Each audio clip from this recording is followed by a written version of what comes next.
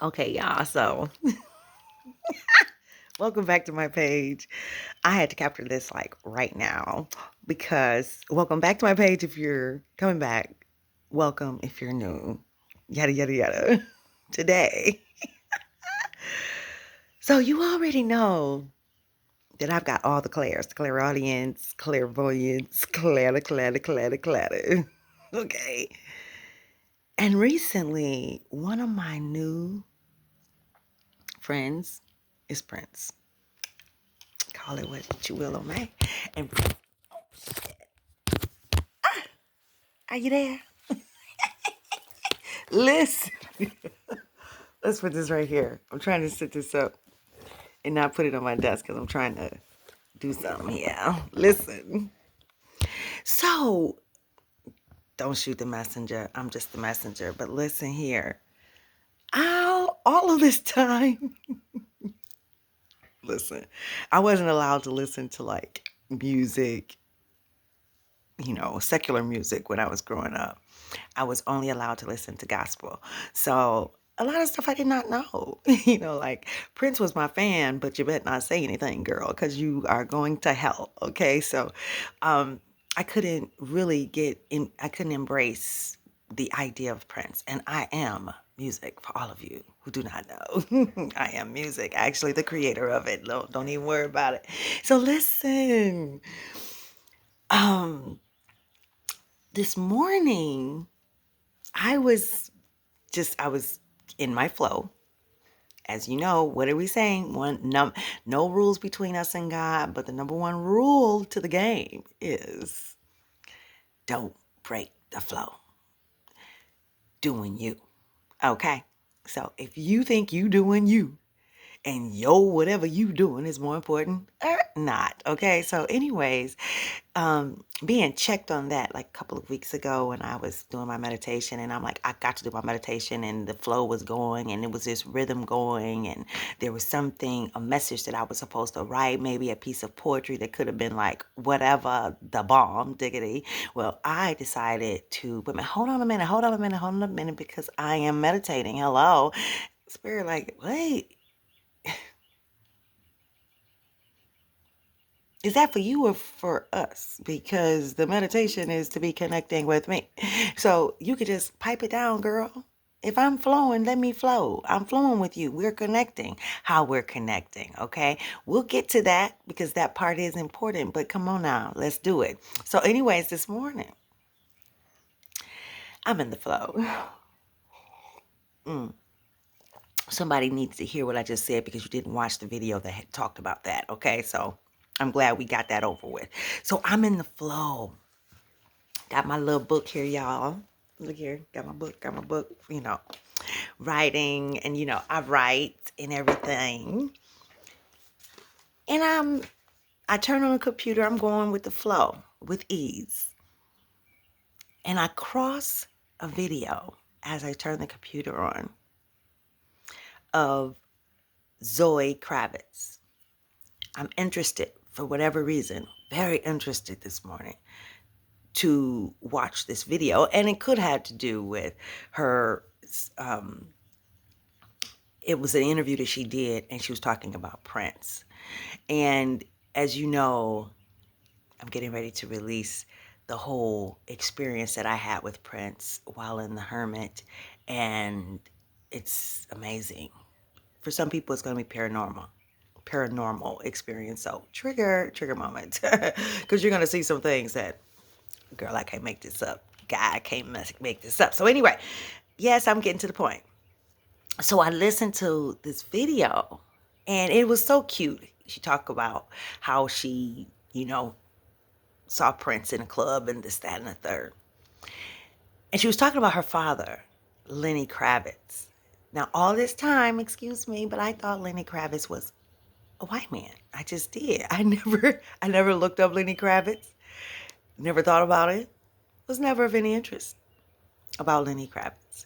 And the way she talked about Prince in this interview was very distant. It wasn't as if she knew him and was involved, seeing him her whole life and him being a part of her family or anything like that. That wasn't the language that was portrayed in this interview that she had on the night show. I forgot the name of it. What is it? Oh God, I'll figure it out. Let's figure it out. But anyway, baby. So here go Prince showing up again.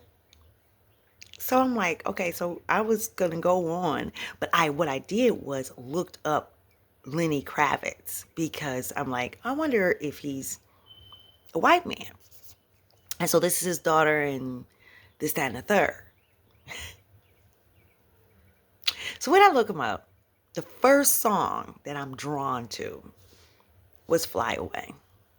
That was the first song. And I'm just surprised. I'm like, oh my God, Lenny Kravitz is a black man. And I saw that she was speaking to him as he was getting some award, I believe. And then the next song that I was drawn to after Fly Away was Heaven Help and then Low. So I'm saying to myself, I wonder, it comes to me. Well, I should say Prince. Okay, let me just be clear. Prince is like, look it up, the relationship. And Prince, oh, no. It's in this order exactly. Because that did happen, but it was in this order. I said, I wonder if Prince and Lenny had some type of relationship. Like, friendship. What was their relationship? That was what I wondered. That came to me. And then I heard Prince's voice, and Prince's voice said, oh, we were very close. And look it up. So I did. I looked it up. And then I find that they're very close, and they actually performed a live Fly Away. So that was like cool. I'm like, oh my God. So you guys, they had a mutual love for each other as friends, and it was a big deal. So I'm just excited about that. And no, just hearing like Prince, like, no, look it up. And like, this is Prince's this is the part of his thing, because this, what I'm putting out, my whole hermit celestial experience thus far, I am putting it out, and we're kicking it off with the Rainbow Edition, Prince Rainbow Edition, because Prince is the one that actually kicked it off. The whole Prince excursion that I had one weekend. Let's just say I had a date with Prince, and Prince just keeps on confirming this, and this, with all of these synchronicities, and I hear the voice, and it was so a big deal to me because, I think, wait a minute, hold on a minute, because I talked so much, I totally forgot. Prince wanted me to say something that I believe that Lenny would appreciate. He said, tell Lenny, love you, man. Whatever that means. Maybe that's what he used to say to him. I don't know. Love you, man. He said he know. Okay, so that's that. It's so cool. It's so cool. Yeah, Prince has become my friend. Like, he's really cool. And so I was listening to the video. You guys are like catching this real time. So I was listening to the video, and Lenny's daughter was like, he was annoying and this, that, and the third, and just yada, yada, yada. I could just sense Prince like, like, he doesn't care. Nobody cares. But it was cool. It was cute to him. It was, it's fine is what it means when I say that. It's like, okay, whatever. You think I'm annoying. But when it is that type of energy, he's not like annoying to me. He's just very upfront, because I've had encounters energetically, even in some videos, like I've talked, and in my talking, I'm like, whoa, whoa, whoa. Like, I sound like Tina Turner. Like Tina Turner came through real strong. Luther has popped up in music and like just boom. It's like really there. And then there are like spiritual readers that, I don't know them, but they don't even know they've been speaking to me, and they'll confirm like, yeah, so and so is here and so and so is here. Wow, wow, wow. You got a lot of, a lot of musical people there, not knowing that I am music. But anyways, during this period of time of demonstration, as we prepare um, for this great day, the great day for humankind, this is a big deal. Yeah. Emancipation, the evolution of our souls is a big deal. It is the primary function. Okay. Our souls are like over it. Okay. They're over it. They're not playing anymore. It's not, it is time for us to get it going. And I happen to be the leader of this whole thing. So listen, it is what it is. It is what it is. Yes, it is. So I'm excited to be here today. I'm excited. I'm excited. I'm excited. But I had to share that with you guys because this was very important. And also, this is for that person out there who find it their gifts to be very weird. Like my mom was a channeler, but I would never tell her that that's what she was. But when she would describe the things and the experiences and the events that had taken place in her life since a child, that's what it's called. That's what it's called in the spiritual realm. However, in religion really has downplayed so many different things that are very, very important, that are essential. They are the relevant aspects of humankind. A lot of times people deny and refuse the gifts that they have. Like I've always had gifts. I've always had gifts. I've always been clairaudient, clairvoyant, and clairs and clairs and clairs. I didn't know it was something weird. I've always been a dreamer. If I dreamt it, it's happening. If I dreamt, I knew that if I dreamt of a person dying, whether I knew the person or not, it was going to be confirmed that that person was dying. If whatever it is, and I had the ability to pray and certain prayers that would change scenarios as a result. So I've always had gifts. I would have encounters. My grandmother was my first, she was like my teacher, to really bring that out of me, where she would show up in the dream state and give me messages that, I mean, it was what it was. Mother was there. Mother said what she said. And then I would go and communicate with some people like, hey, listen, mother came to me in a dream and mother said this and this, that. Oh, wow. Did you, this was happening, and things that I didn't know and could only know because mother told me. And so, and when people cross, they know your gifts. So they are aware, especially with me, and as it relates to my call, they all know me, right? So whatever it is, I just know what I know. So anyhow, Prince has become one of my best friends. On the other side, he's one of my best friends. So um I can tell the difference when the divine and I are connecting, because our time is very, very intimate. Um, very intimate. Oh, wow. As a matter of fact, when there was God, there was me. So it's like that. So it is what it is. I had to really come into this experience and learn how to be bold about my gifts.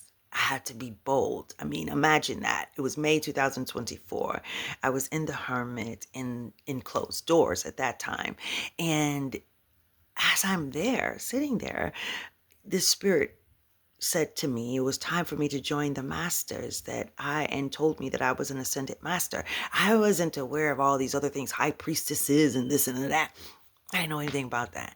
I didn't know anything about the fact that there is an actual the spiritual team that is together, that is working together, and are very, very aware of spiritual terminology and are prepared, are prepared, have been getting prepared by the spirit realm for the spiritual warfare that we are facing, i.e. Prince also mentioned that in a video. He mentioned he was receiving a reward, and he talked about the Matrix. He said, you saw the Matrix. And I think people focused more on the computer stuff that he was talking about, like don't get yourself so attached, don't let the computers attach them itself to you, but you know, this, that, and the third.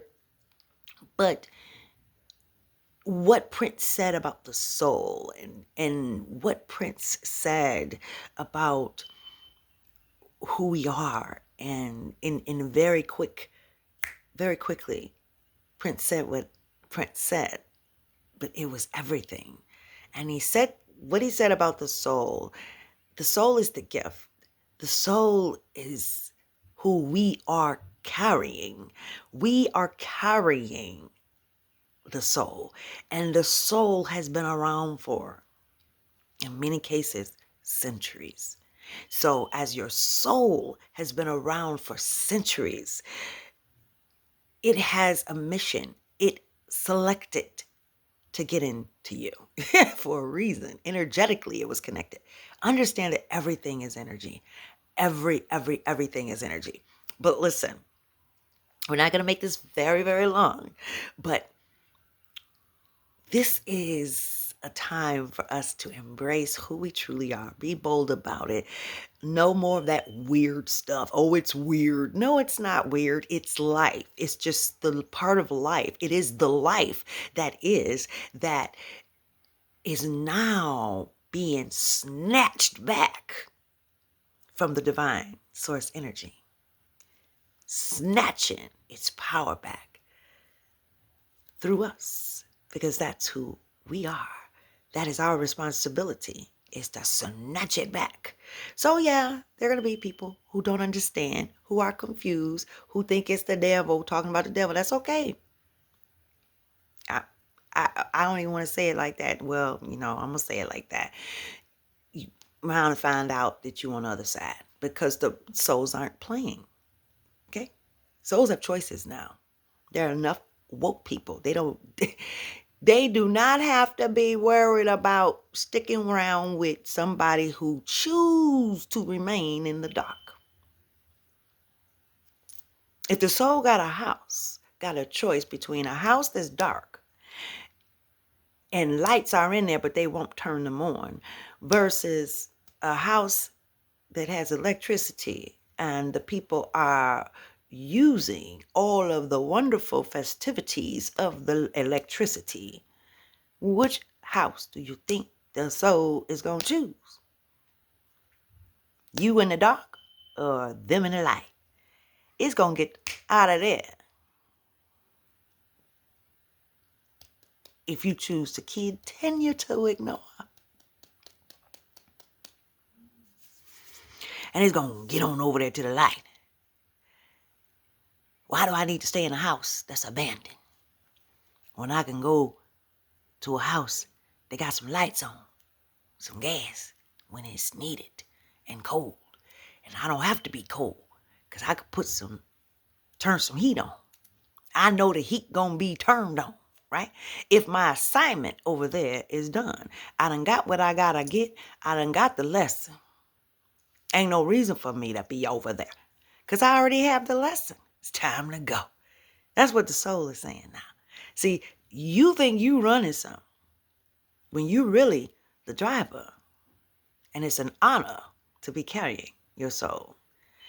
This life is an honorable situation that should be led intentionally.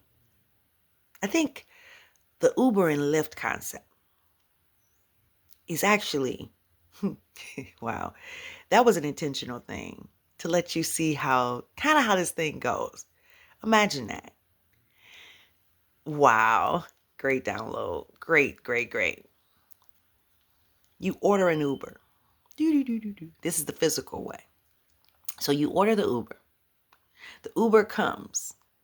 You've already told the Uber which destination you want, where you're going, right? If you get into an Uber and the Uber guy decides to go anywhere